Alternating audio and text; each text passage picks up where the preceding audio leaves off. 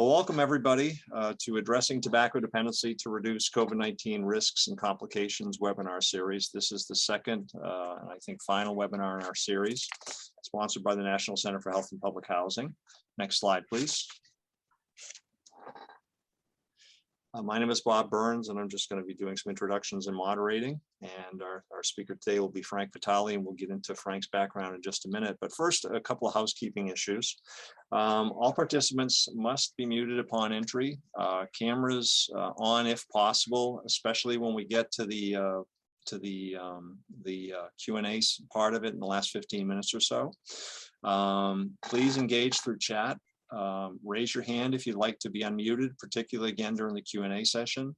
The meeting is being recorded. And then of course, if during the session, if Frank's presenting and asks for comments, feel free to offer those comments or questions. Slides and recording link will be sent via email and posted on our NCHPH website. So you'll be able to get access to that material. And this is a pretty please, super please. Please complete our post-evaluation survey because we kind of need it to justify what we're doing. And it also really helps us in trying to improve training as we go forward. So please send those in. So just a little background on us. Next slide, please. This is being sponsored by the National Center for Health and Public Housing. Our goal is to improve health outcomes for residents of public housing and other HUD-assisted families. We do that through training and technical assistance, research and evaluation, and outreach and collaboration. We are a grantee of the Health Resources Services Administration of the U.S. Department of Health and Human Services. The opinions expressed today are those of the National Center, though, and not necessarily those of HRSA. Next slide, please. Just a little background of the 1,400 or so federally qualified community health centers nationally. They're serving about 29 million patients. About 435 of those are FQHCs in or immediately accessible to public housing, serving about 5 million patients. And of that 435, about 107 are public housing primary care grantees, where they're funded in part to provide services to public housing residents, and they serve about 867,000 patients nationwide. Next slide. In terms of public housing, for those not quite so familiar, it's about 1.7 million residents nationally, generally small households, about 2.1 persons per household on average, 33% female-headed, 55% with less than a high school diploma, about 43% African American, 52% white, 25% Hispanic, 37% are children. And of the families in public housing, about 35% have elderly residents, or 38% have disabled residents living with them, and 93% are low income. Next slide. In terms of the health condition of residents' public housing, generally, again, you have a high concentration of elderly and disabled folks, along with other, able-bodied folks, but it skews the numbers a little bit. But you have high incidence of chronic disease in terms of overweight and obesity, disability, diabetes, COPD, and asthma. And when you're thinking COPD, naturally, you kind of connect your thoughts to smoking. And it makes sense because we've still got about a third of residents of public housing who are smoking cigarettes compared to the national average, at least at the time of the survey, of 22%. And it's a significant difference, and it puts them at risk for a whole bunch of other conditions, including, diabetes, and so on. So it's something that we are extremely focused on in the National Center, and we've been really happy to have the opportunity to work with somebody like Frank on this. Next slide, please. Over the course of COVID, health centers have been providing data on what they've been doing in terms of testing and vaccinating and so on, residents of public housing. And, so as of the latest data, which is as of the 24th of December, this is about 2 weeks worth of activity. So they report twice a month. So we get about 70,000 patients tested, about 5,000 of which tested positive. So about positivity rate of about 7%. And I guess the good news in terms of operations, health centers are back at about 94% of where they were in terms of weekly visits, in-person visits from patients at 94%. And but still, we've got 22% offering weekly visits and done virtually. So that's a significant improvement in virtual visits, and it's just another opportunity to reach patients. In terms of mobile vaccine operations, we've got about 51% of PHPC health centers hosting mobile or pop-up events, 83 mobile van events, 202 pop-up events, and a number of school-based events as well. So a lot of activity, pretty strong activity relative to COVID. Next slide, please. In terms of numbers, vaccinated and some of the challenges that they're facing, the good news is, again, with this in this 2-week period, we had 17,000 getting their first and 23,000 completing their initial vaccination, and then about 2,700 getting additional or booster vaccinations. And beyond that, in terms of challenges that health centers are facing around COVID, vaccine confidence and staffing are preeminent, but it's good to see that about a third don't really see many challenges right now. So there's an improvement there. Next slide, please. In terms of monoclonal antibodies, for treatment therapeutics, that has been a kind of a big push for HRSA and for health centers. About 60% of public health centers are providing monoclonal antibody therapy. Still some challenges out there, staffing and, just site location capacity. Do they have the facility? Do they have the folks to administer? And so on. But again, on the positive side, we've got about 60% who are really not seeing that many challenges on the monoclonal side. So there's a plus. Next slide, please. And now to get really into the topic, we've got Frank Vitale with us, and Frank is the National Director of the Pharmacy Partnership for Tobacco Cessation, has worked in the smoking cessation field since '87, designing cessation programs, educating over 20,000 health professionals in how to help patients stop tobacco use, and counseling nearly 10,000 patients to quit. Frank also developed a 6-hour international smoking cessation specialist program designed to teach pharmacists how to do smoking cessation counseling, writing the patient support booklets that accompany this training, as well as auxiliary materials. He's currently a clinical assistant professor at Purdue's College of Pharmacy, working on a myriad of projects designed to train pharmacists, physicians, respiratory therapists, and other clinicians interested in adding cessation counseling to their practice. And I first met Frank working on a smoke-free housing, Project ECHO. And we always felt that he was kind of the smoking cessation whisperer. He always had that great practical idea that worked for patients who had problems in case studies. And that's why we're thrilled to have him with us today. So at this point, I'm going to turn it over to you, Frank. So go ahead. All right. Thank you, Bob. Welcome, everybody, from gloomy Pittsburgh. It's in the 40s here right now. So fall has arrived.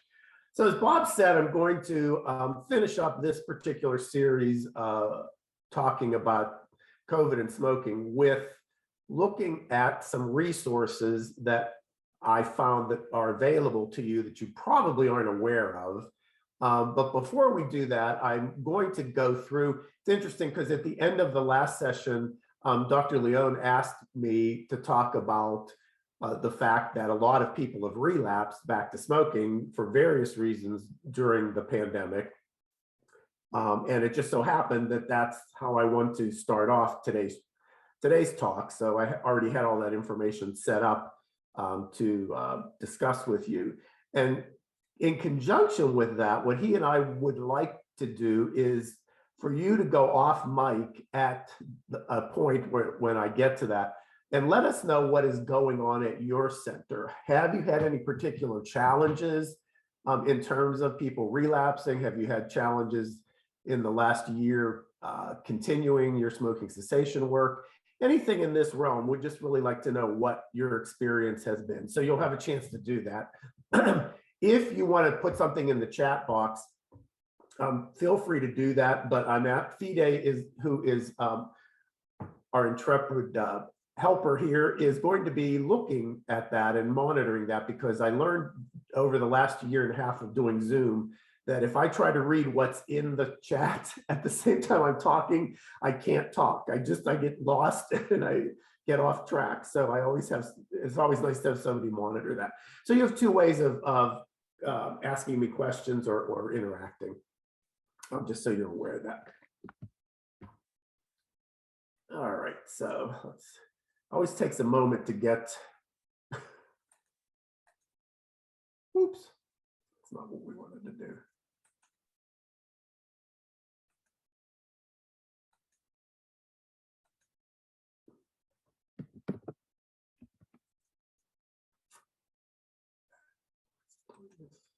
Sorry, guys.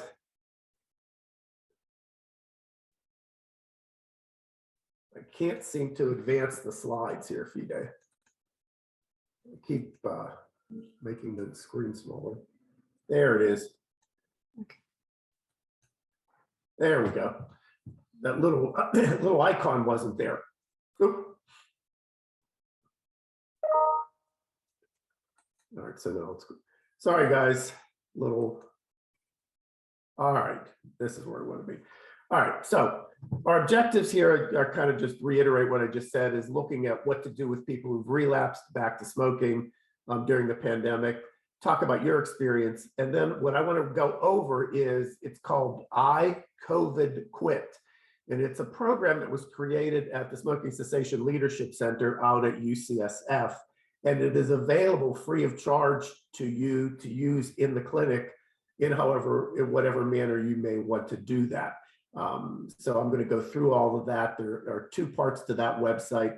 I found one other resource for you that the Lung Association has put out, but unfortunately, this is it. There isn't too much available right now for individuals and healthcare professionals to focus on this particular area. But regardless of that, we'll go over what is available. So first of all, let's talk about this whole idea of relapse and why people have gone back to smoking during COVID. I just read a statistic the other day, and I think it's from the CDC, that for the first time in the last 20 years, there has been an increase in cigarette sales. So in the last year. So there is a real problem here, a real issue that this whole thing about people going back to smoking to deal with COVID is real. So I'm sure you've seen this to some degree or another in your clinics. Now, hopefully a lot of the issues have lessened simply because of the vaccination rates and the lower amounts of the virus spreading around. And so we're able to get out and do more things and, getting slowly but surely back to normal. However, you may have people who are still smoking and, have given you these excuses, or, the way this pandemic has gone, who knows what's going to happen in the next few months. So there may be more lockdowns, there may be more restrictions. So these excuses may pop up in the future here. Regardless, this ties into several of the talks that I've given over the last 2 years on cessation for the National Center. So those have all been recorded. If you didn't have a chance to attend those, they're on the website, and you can look at that. There is one specific on relapse that goes into a lot of detail about how to handle that. So you may want to actually look at that in addition to attending today's talk. So you hear this all the time from people, but now specifically because of COVID, I'm so stressed by everything that's happening that I had to go back to smoking. So the myth here is that smoking somehow magically gets rid of stress or helps you stay calm and relaxed. And the reality is that smoking does not get rid of stress, it causes it. Physiologically, what's happening in the body is very stressful because you are taking in this drug it's causing the brain to release all these chemicals. Your body, in a sense, gets very stimulated from those chemicals. And then within a half an hour, all those levels begin to drop. Your heart rate is going faster and then it's slowing down. Your blood pressure is going up and then it's going down. So in a nutshell, we know very clearly that it causes stress, doesn't get rid of it. There is no chemical in tobacco or in cigarettes that works like Valium or Xanax to calm you down. And again, we don't have time today to go into all of that, but if you want to go listen to that other webinar, it will go into detail and explain that more. The point here is that I would like you to start looking at what you can do within your center, within your clinic to find healthy ways to help your clients deal with stress. So, the old thing of exercise, that is the biggest benefit, the biggest way to help to handle stress in a healthy way.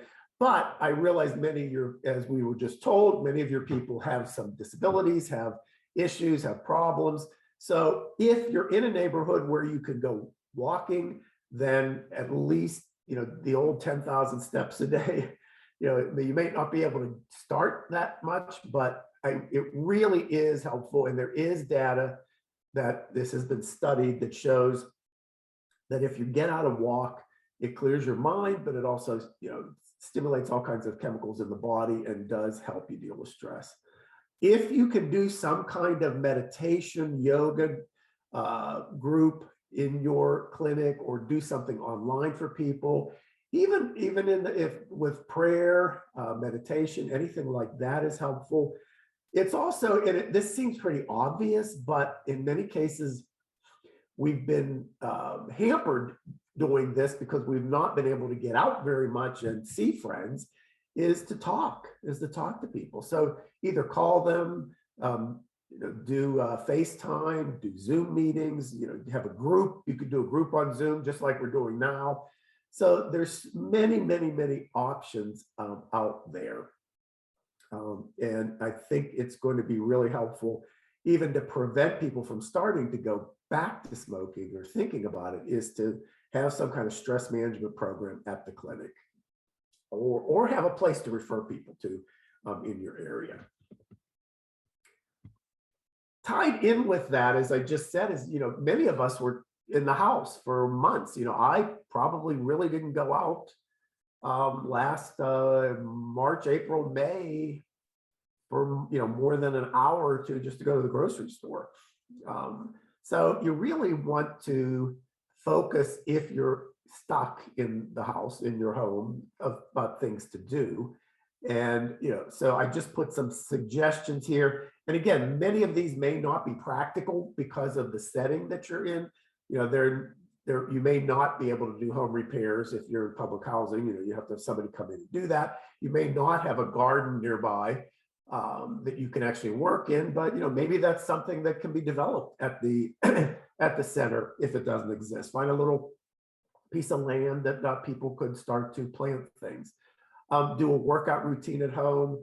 I ended up cleaning out all my closets and all my drawers. So that's something that might be helpful to kind of focus you away from just sitting in front of the TV all day and watching Netflix. So this ties in, again, all of these kind of weave in together with each other. This ties in with the belief, which I have heard many times over my 35 years of working in this field, that cigarettes are my friend. They help me get through everything. And so especially when they're really,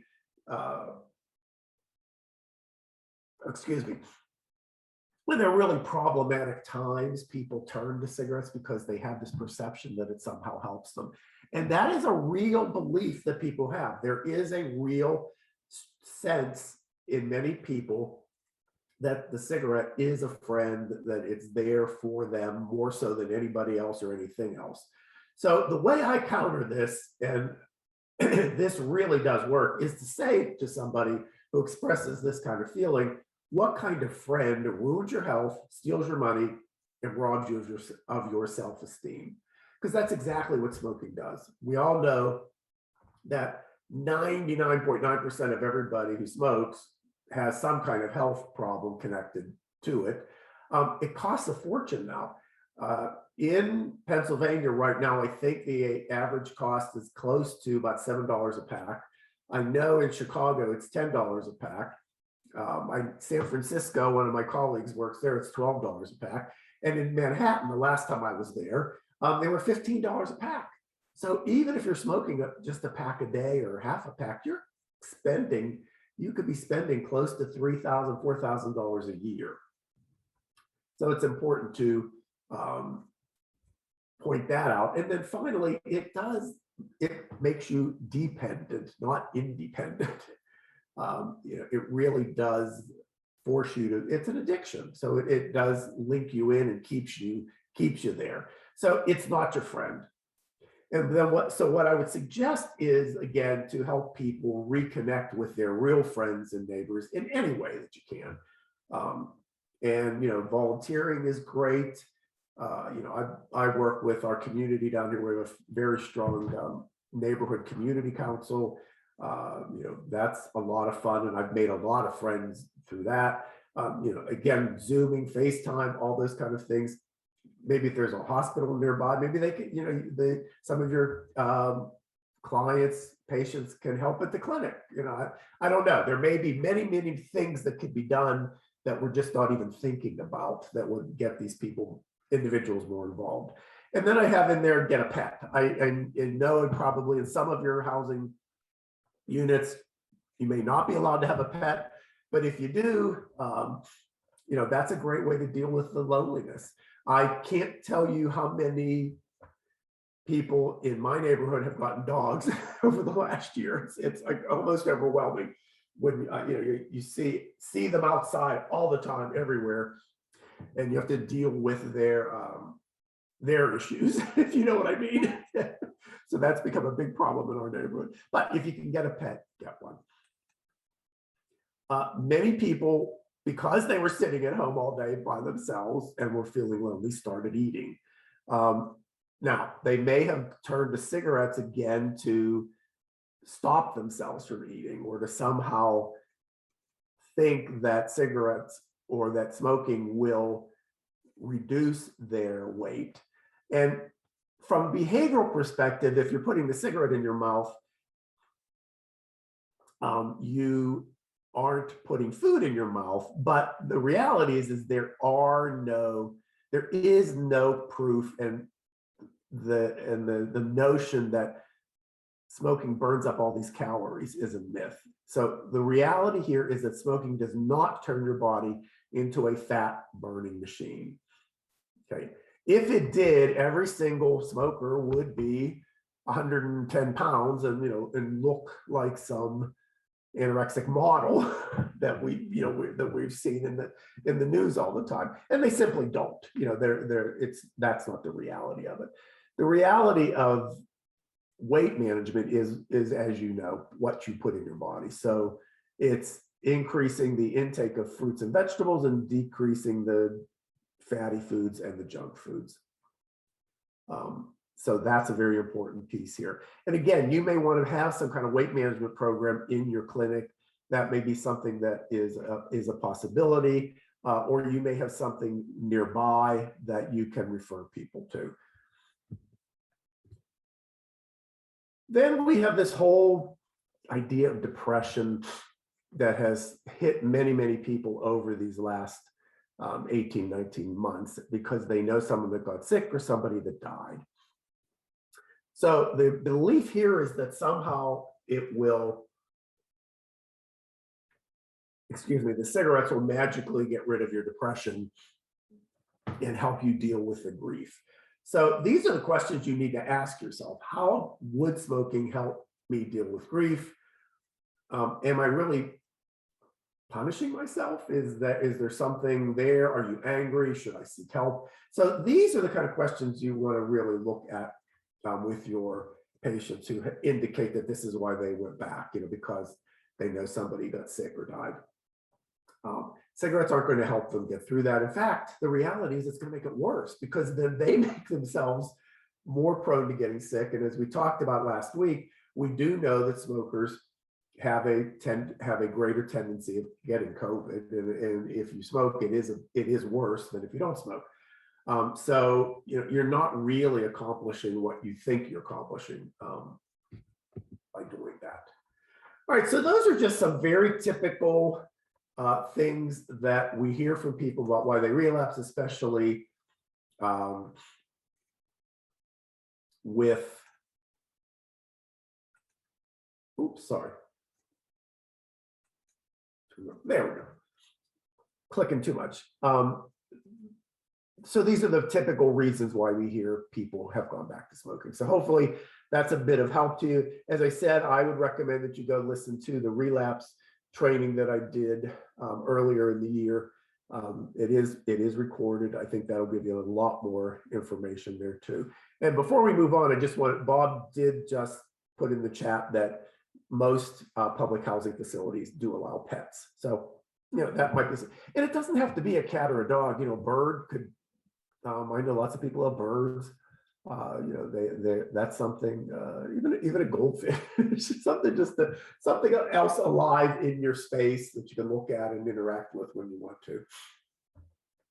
All right, so let's take a few minutes here then. I would really like to hear your experience at your center over the last 18, 19 months. Specifically, what are the challenges that you've had in terms of smoking? Have you seen a rise in your patients smoking? Have there been impediments to keeping your smoking cessation programs going or even starting one? So let's take a few minutes here to talk about that. So again, if you want to go off mic, we're in a small enough group, that's fine. I have no problem with that. Or if you just want to put something in the chat, go ahead.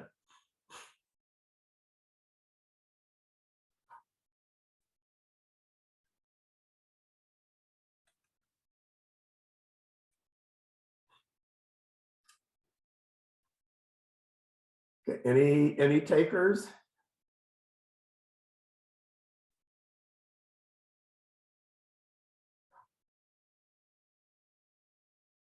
All right, well, I really don't want to sit here with a lot of dead time, so I'll give you a few more seconds here if anybody wants to bring anything up.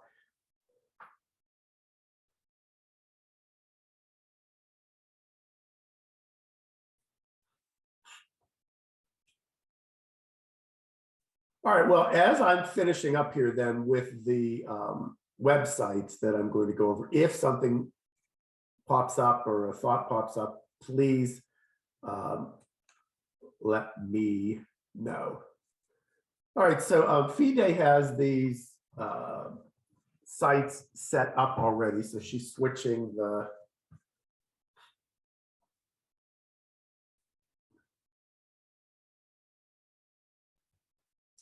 screen here so that I can, all right, thank you.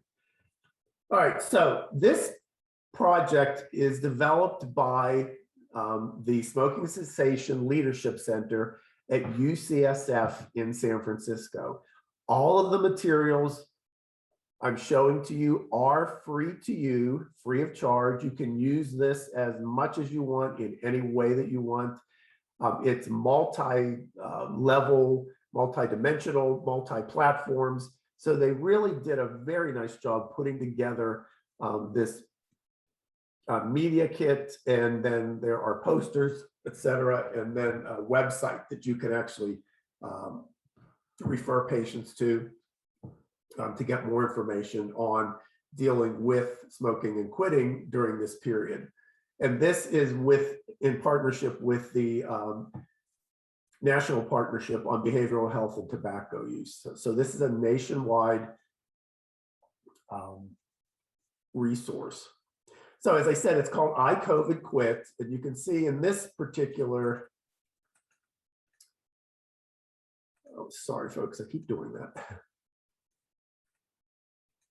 All right, FIDE, I can't move this. No. There we go. Always seems like there's a little lag. Anyway, so, I'm just going to go through this. I'm not going to actually read all of this or anything like that, but I want to highlight everything that's here. So they're giving you a social media campaign for all the different platforms. So Facebook, Instagram, Twitter, LinkedIn, and YouTube. There are images and captioning, etc. So they start out with hashtags. The one, iCovid quit, is the primary one for the campaign, and then they give you a myriad of others that can be used. And then they give you captions. So if you're going to use the pictures and stuff that I've showed you, that I'll be showing you, you can use these captions. So this is a turnkey set of information for you. Everything's right here. So, just for an example, let's look at number 3. Why quit smoking during the COVID-19 pandemic? Quitting decreases depression, anxiety, and stress. By quitting, you can improve your mental health and may avoid depressive symptoms, psychiatric hospitalization, suicidal. No one ever says it's easy to quit, but everyone knows it's worthwhile. And then they give you the quit line number. So that's one tack you might take if you're in a working with people who have substance abuse or psychiatric problems. And then number 8, whatever benefits you think you get from smoking are far outweighed by health problems. So heart disease, lung, other cancers, and most recently, a heightened risk of severe illness from COVID-19. So again, this might be one that you want to focus on given the time and the times that we're in. So these are all available. Again, these are all already written. And then they give you all these different pictures of for your media campaign. There are 4 of them, 2 women and 2 men. And then there are videos from each one of these people that I will show you on the next link. We'll actually listen to them. And then these quotes. So these, again, can be used as posters. They can be put on social media, as we just, and then as you can see, it says to download the images. They give you that link to go to. So these are all really cool images and captionings that you can use in any kind of social media. And then we have the website itself that is called Do the COVID Quit. I like all these. It's kind of clever. There's a phone number up there. There's a newsletter you can sign up for that you can get. Then you can contact the Leadership Center directly. I'm sorry, you can contact the Leadership Center directly. And I've worked with these people for years. I know they'd be more than happy to help you with your campaign, with even just putting posters up in your center, whatever you want to do. There's a big section here on many different questions, frequently asked questions dealing with COVID and smoking. So some of these we talked about last week, but it's, I'll just pick a few of these at random. So we did talk about, can you transmit the virus through cigarette smoke? Well, the 2 may not be directly linked, but the fact is that we know that COVID is transmitted through close contact and through the air, and especially when somebody coughs or sneezes. So we know smoking makes people cough in many situations, and if you're expelling all this air when you exhale, you are putting more of your the respiratory droplets in the air. So it does seem very clear that this can contribute to it, and it certainly makes it's common sense that it's going to transmit some of the virus particles when you exhale from smoking. So, you know, that's something you might want to go over with a person. Here's an interesting one. I've already had COVID. Why quit smoking now? And the point is, and you know, and I've taught this for years, is that no matter when you quit, you're going to get health benefits. And we know that in many cases, these benefits start within hours of quitting, especially the oxygen levels in your body, and that you keep accruing all of these benefits as the longer you stay quit.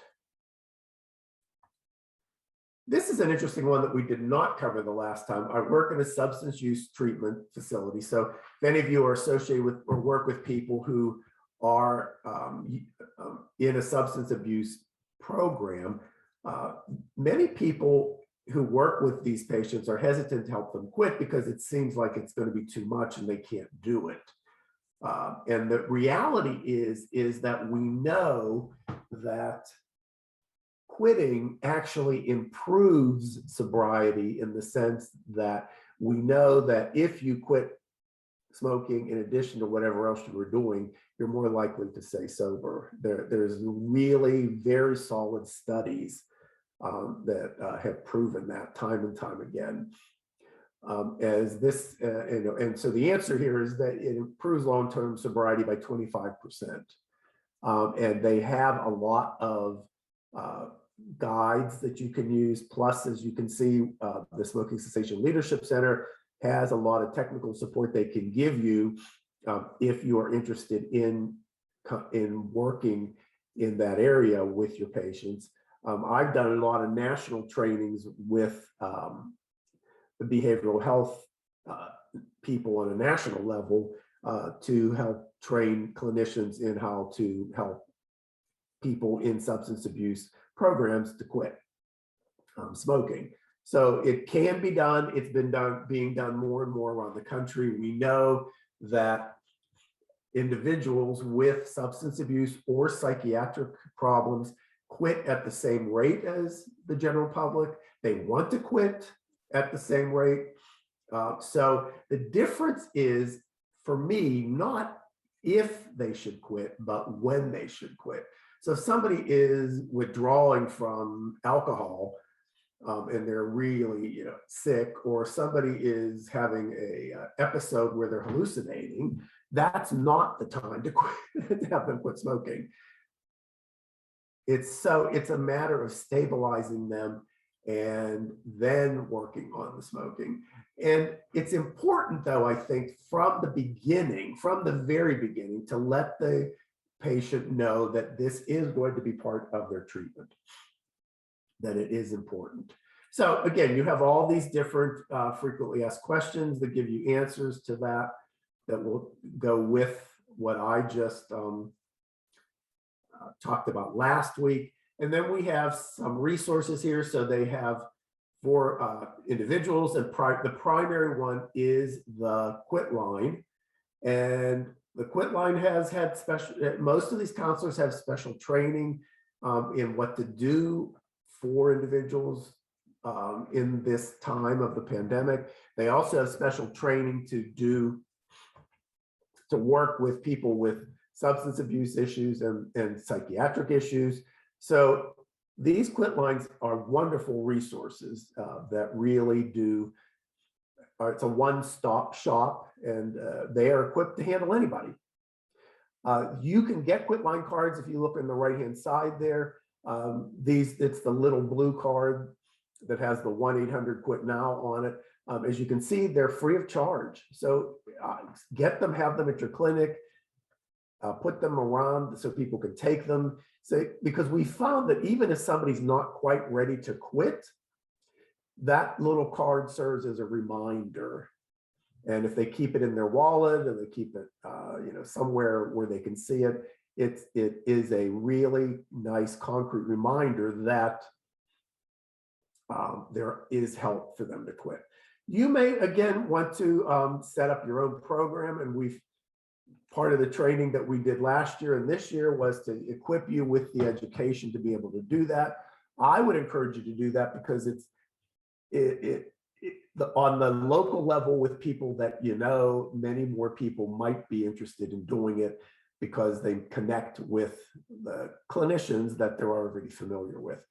So I would recommend that if you're on this call and you haven't done those other trainings, to do that. Again, they're on the website, and that will give you everything that you need to actually put together a cessation program. And then here they give you all the ads and the images that you can use and for all the different platforms, couldn't think of the word. And then there are these videos. So there's 4 of them. So let's play one of them here just so you can see. They're only all 60 seconds. It's almost like a commercial.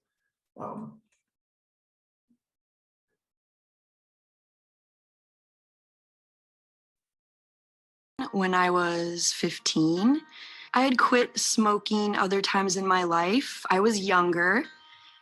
So this time it's different because I notice I'm at a point in my life where I really need to make this change now. The benefits for me are definitely my mood. I go through depressive cycles, and especially with COVID, that was amplified. So I noticed that my depressive cycles are less. My outlook on life is a lot more positive. Quitting smoking has been probably one of the top 3 actions I've taken to improve and cope with the mental health issues that are present for me in my life on a daily, monthly, yearly basis. The benefits of not smoking, first of all, the main health benefit is my breathing is much better. Physically, I have more energy. It seems as though my mind is clearer. My voice is clearer. My thought processes are not as foggy. As far as more benefits, I am not imposing my habit on someone else. And now that I think about it, it really is a very nasty habit because it stinks. Every cigarette that you smoke is actually shortening your lifespan. You want to stop doing that. It's going to be difficult. I'm not going to lie to you. And you're going to go through the withdrawal and the tension and whatever else. But once you get over that hump, you're going to feel so much better physically, mentally, as well as about yourself. I definitely was extremely scared about anything related to COVID and breathing in my lungs and smoking and all the damage that I already created for my lungs. What I can say about like my story and quit smoking, it is like my life just changed. I started to do better on my work, just on the work area. It was incredible. On the family or emotional area or personal area was like also incredible, just having a new life, I think, after COVID and after smoking. So I don't feel like anxious all the time. I don't have to leave a meeting to just start smoking. I can see like a lot of improvements on my focus or attention, and definitely with my family, they are all happy. Like, you're not smoking anymore. I'm still like scared, and of course I'm taking all the precautions, but at least I know that if I get COVID at any point, I think I will be on a better position. I think I'm going to have less risk. I went to the doctor for a minor injury, and they asked if I smoked, and I said, yeah. And this was a new doctor, and she took the time to talk to me about, did I realize that if I were to get COVID, how much more serious it could be for me. And it stuck in my head. I was able to see how smoking has been a crutch for me. Quitting smoking has been one of the most challenging things of my life, and at the same time, the most rewarding. It definitely does something for the self-esteem to know that something outside of me isn't controlling me. I'm proud of myself. Yeah. I COVID quit. I COVID quit. I COVID quit. Yo dejé de fumar después del COVID.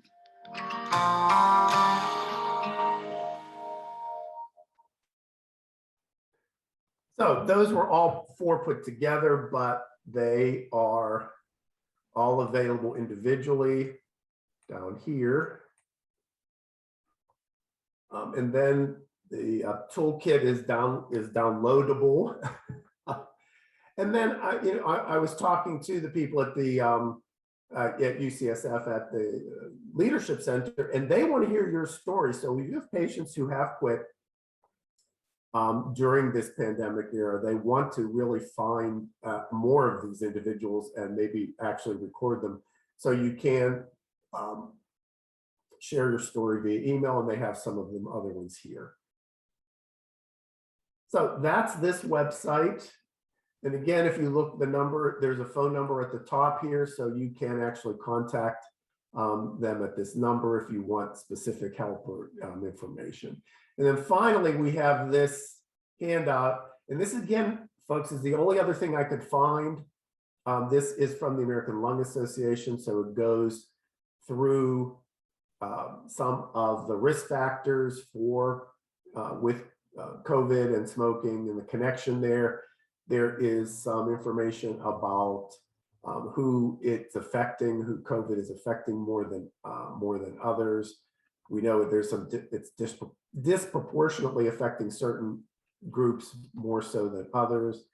And then this is giving you more information about e-cigarettes and smoking. We talked about, and COVID, we talked about that last time.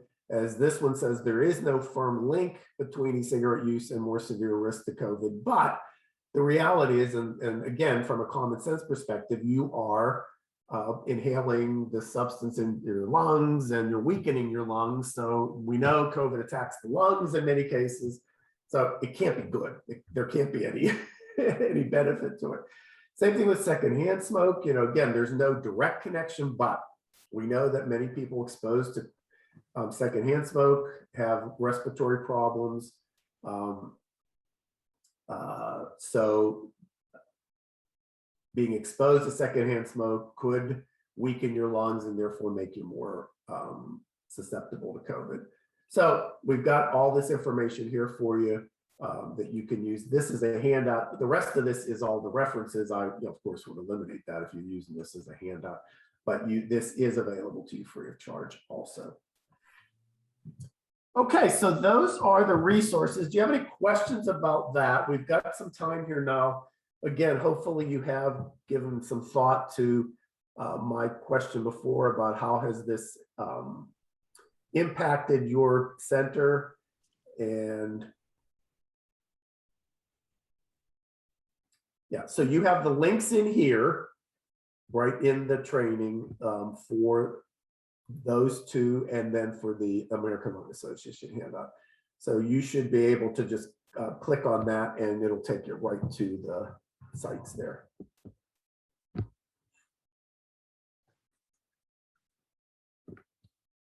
All right, and then this is my contact information. And as I have done with all the rest of these trainings, I have offered my services to you, and I mean this sincerely.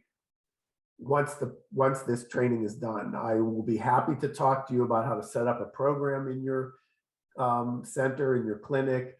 If you have questions about an individual patient, I'll be happy to help you with that. So you do have my email and my phone number. Don't hesitate to contact me. All right, so again, I'd really like somebody or a couple people to tell us about your experience at your center in the last year in terms of COVID and smoking. Anybody willing to do that? Bob, you're on mute. Sorry. I'm wondering if at this point we could ask people to turn their cameras on and maybe put it more in a gallery format so people could see each other to have a bit of a discussion. Yeah, that's fine. So I don't know, Fide, can you make that happen? I believe for the people to see each other in gallery format, they would have to do it on their own screen. Okay. Where you can see like yourself, the images, there is like an option at the top that says show grid video. Right. Mhm. Okay. Yeah. I can't do it myself, but let me throw out a quick question, I guess, to the group, and I'm curious because obviously smoking linked with all chronic diseases that we talked about before, COPD and diabetes and people with those conditions at higher risk across the board. So I'm just wondering, for the health centers out there, have you guys either found this as a circumstance, COVID, have you found your patients relapsing or smoking more, or even taking it up on one side, or have you found it on the other side where you've actually, seen this as an opportunity to reach out to patients and to get a reaction from them where they realize that, wow, they really are putting themselves at greater risk, and maybe this is a great time to quit. Whether there's somebody who's been kind of stuck at home during COVID, or somebody who's been in a public facing job where they've been exposed to the virus, more than the rest of us, and are trying to just be super cautious from that standpoint. So anything of, in your actual day-to-day experience going forward, and also, has any partnerships or any work with your local public housing agency, to try to further cessation efforts, along with vaccination efforts and testing efforts and all the rest. So any brave souls out there would like to jump in with, and again, you can, raise your hand and ask to be unmuted, or you can send something in the chat. Yeah, Bob, I've really encouraged people to look at this as an opportunity rather than the other way around. So that's a good point to mention that. Absolutely.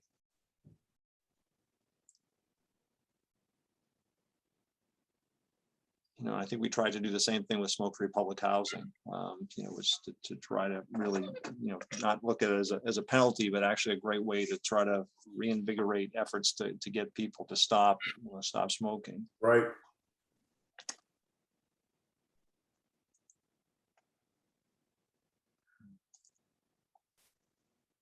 Anyone? This is an uncharacteristically quiet group. Quiet group. Yes.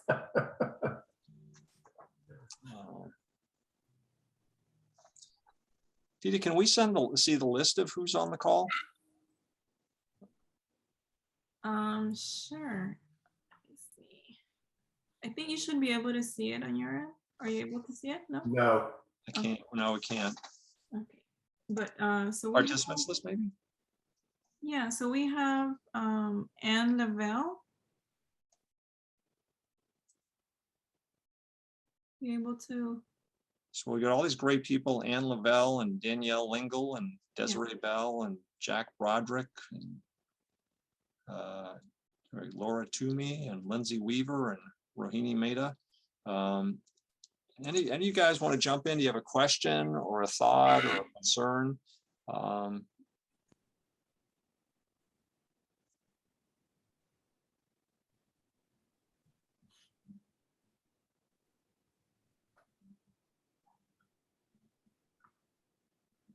All right, well, I think people maybe just overwhelmed or, oh, here we go. There's Jack. Video has been turned off for participants. Oh, okay. My apologies for that. Are you able to raise your hand? Maybe I can unmute you. Here, let me try and do that.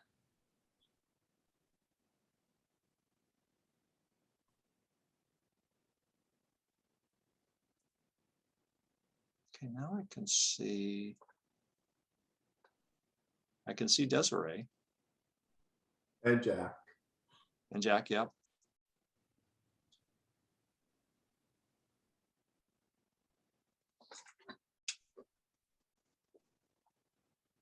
Do you have to do them one at a time, Fide?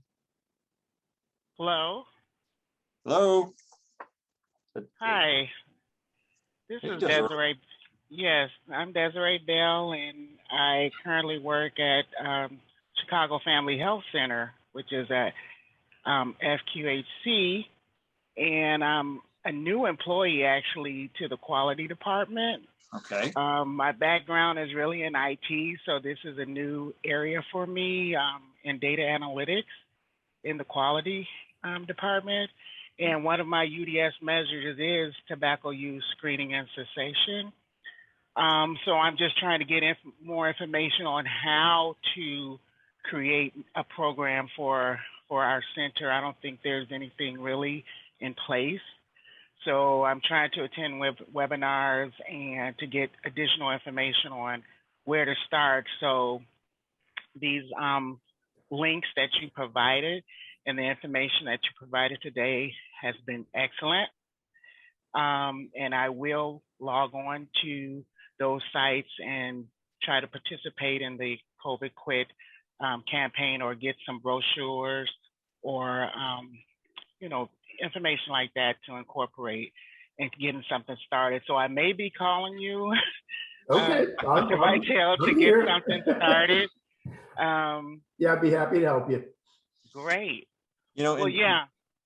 And Desiree, I just want to mention one quick thing, because UDS does not really measure in a lot of detail activities around smoking and smoking treatment or prevention activities. It really only measures whether or not somebody's been screened and whether or not they've been referred. So, if in your center, you can take other measures, relative to any smoking cessation efforts or programs or groups, or partnerships, relative to any of this stuff, I think it would really help, because unfortunately the measures that are there only measure the screening piece or the referral piece, but they don't really measure the efficacy or effectiveness of the treatment or prevention activity. So since you're a data person, I'll put in a plug for that, because I think it would really help.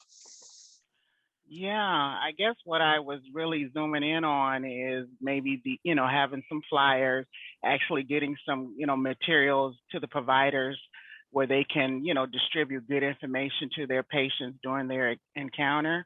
Yep. And also run those videos that you showed here on our waiting room screens. Yep. I would like to do that as well. Thank you for bringing that up, Desiree. I was going to say that, but I forgot. So that's what hit my head. Yeah, that's a great place to use that, and I actually was going to bring that up. Thanks for reminding me. Yes, well, that's my plan so far, and I will be in touch. Good. Desiree, thanks for jumping in. Thank you. Yes, thank you.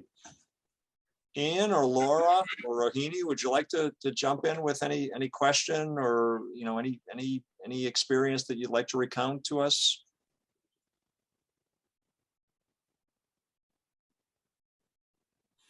Hi, this is Rohini.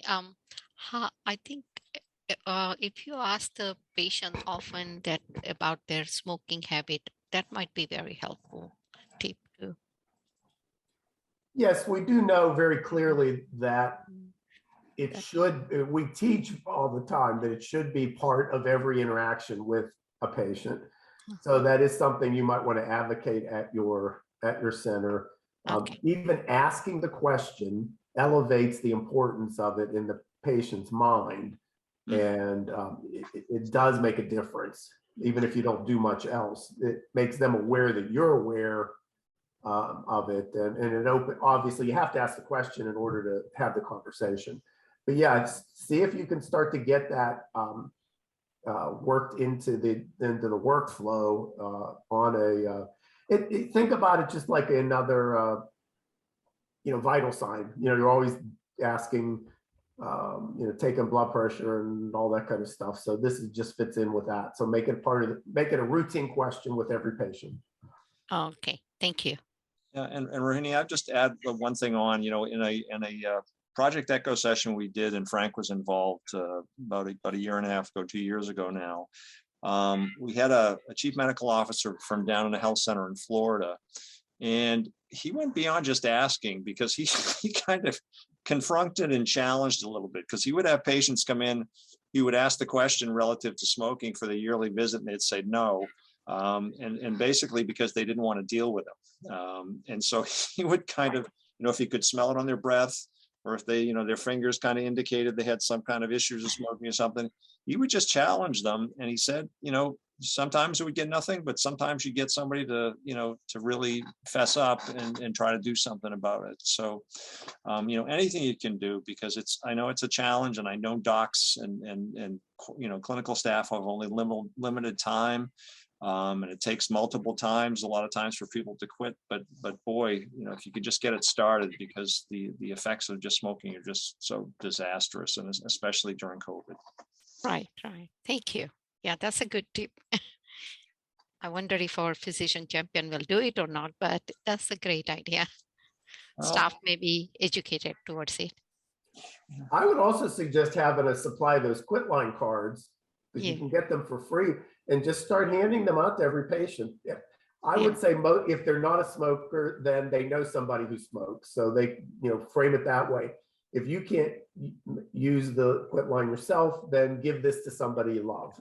And Frank, I'm going to mention one thing too, and this came out of some of the stuff we did with the California quit line, and it was that the cards are definitely a good idea and get them out there. But if you can get if you, as the health center, can help facilitate or make that initial call to set up that appointment, based on the numbers they did in California, I think you only got maybe a 5% of folks who you gave the card to call. But if you followed up from the health center side, you were up at around 32-33%. So, if you can really engage, and the quit lines will work with you on that. Yeah. So if you reach out to your local quit line in your state, or the national, or the North American Quit Line Consortium nationally, they really are literally dying to work with you on this stuff and prevent other people from doing the same. So. Good idea. All right, I think we're close to the end of our time. So anybody else have any comments or questions? Thank you. That's a great idea. Thanks. Right. You're welcome. Well, thanks very much to everybody who attended today's session. Frank, thanks for another great educational session. I hope people benefited from it, and we'll get all this stuff posted. And Frank has made himself available, and you have his contact information, so please contact him. Our contact information is in the slides, and we have all kinds of information about Frank's past sessions and other sessions, and resources relative to smoking treatment and prevention and smoking cessation. So again, thanks for being with us, and we're going to close it out now. So thank you very much, and bye-bye. All right, good night.